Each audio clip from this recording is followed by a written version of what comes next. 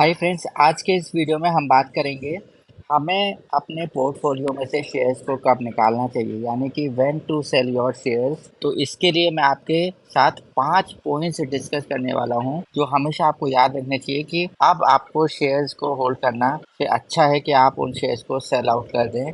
भले ही आपने उनको कुछ टाइम पहले लॉन्ग टर्म का सोच के खरीदा था, लेकिन कुछ कंडीशंस कभी कभी ऐसी हो जाती हैं बिजनेसेस के साथ कि उनका सस्टेन करना, उनका सर्वाइव करना मार्केट में मुश्किल हो जाता है। तो ऐसे कौन से 5 कंडीशंस हैं जो हमें ये डिसाइड करने के लिए तैयार रखेंगे कि शेयर्स को हमें सेल कर देना चाहिए। तो सबसे पहला कंडीशन होता है कि आप हमेशा ये न्यूज़ में देखते रहिए या कंपनी के वेबसाइट पर या जहाँ से भी आपको इन्फॉर्मेशन मिले, पर वो इन्फॉर्मेशन सही होनी चाहिए कि कंपनी के अंदर कोई इंटरनल प्रॉब्लम्स तो नहीं है। इंटरनल प्रॉब्लम्स से मेरा मतलब है कि अगर आप देखते हैं कि कंपनी के मैनेजमेंट में कंटिन्यूस चेंजेस हो रहे हैं, बार बार सीईओज का बदलना, ये दर्शाता है कि कंपनी अपने बिजनेस को सही से हैंडल नहीं कर पा रही है, उसका बिजनेस सही से नहीं चल पा रहा है। ठीक है।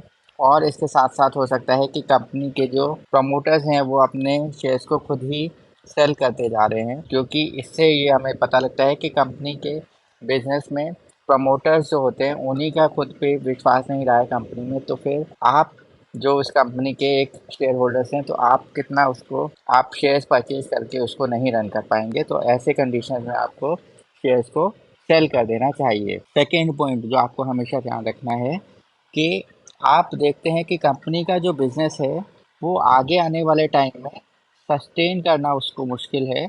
यानी कि कुछ ऐसी कंडीशंस हैं कि आप देखते हैं कि वो बिज़नेस उस कंडीशंस में आगे आपको लगता है कि ये बिज़नेस सस्टेन नहीं कर पाएगा, यानी कि कंपनी का फ्यूचर ब्राइट नहीं है। कि कुछ पॉलिसीज़ ऐसी आ जाती हैं कि गवर्नमेंट की पॉलिसीज़ हैं जो अब उस बिज़नेस को अफेक्ट कर सकती हैं, उसके ग्रोथ को अफेक्ट कर सकती हैं।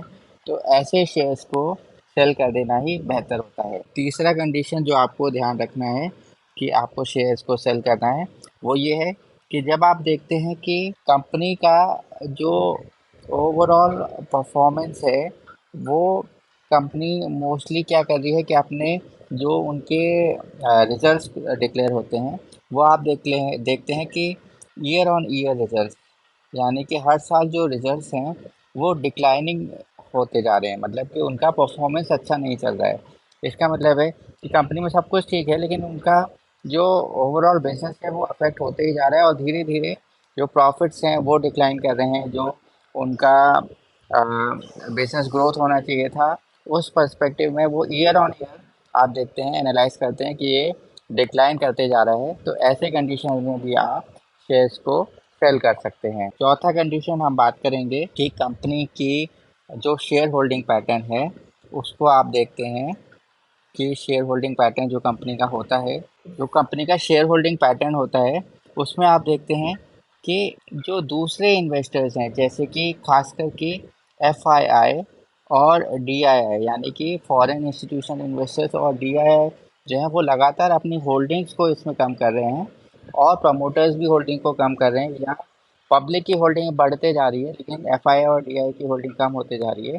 तो ऐसे कंडीशंस में भी दर्शाता है कि कुछ ना कुछ ऐसा ज़रूर इम्पैक्ट है कि जो कंपनी के बिज़नेस को अफेक्ट कर रहा है और उसका ग्रोथ शायद उतना अच्छा ना रहे आगे आने वाले टाइम में। तो ऐसे कंडीशन में भी आप अपने शेयर्स को सेल कर सकते हैं। और पांचवा और आखिरी पॉइंट जो आपको हमेशा ध्यान देना है कि कंपनी के लिए कोई भी ऐसी लगातार मार्केट में आ रही है कि ये कंपनी जो है या इस कंपनी का जो बिज़नेस है वो रन करना काफ़ी ज़्यादा मुश्किल है। और इस कंपनी के जो कॉम्पिटिटर्स हैं, यानी कि हम अगर कहेंगे कि कंपनी के कॉम्पिटिटर्स जो है वो काफ़ी अच्छा परफॉर्म कर सकते हैं या उनका ग्रोथ पोटेंशियल काफ़ी ज़्यादा अच्छा है। सपोज़ किसी कंपनी का प्रोडक्ट है ए, और लेकिन आप देखते हैं कि न्यू कंपनी आई, उसका प्रोडक्ट बी है जो मार्केट को काफ़ी अच्छे से एक्वायर कर रहा है।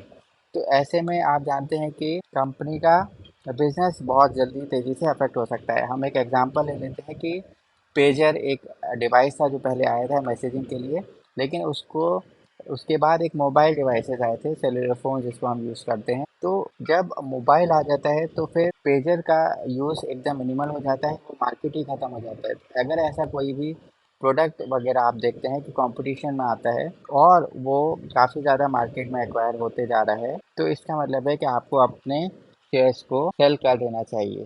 तो ये कुछ 5 पॉइंट्स हैं जिनको आप कंसीडर कर सकते हैं जब आपने किसी भी शेयर को लॉन्ग टर्म के लिए ख़रीदा था।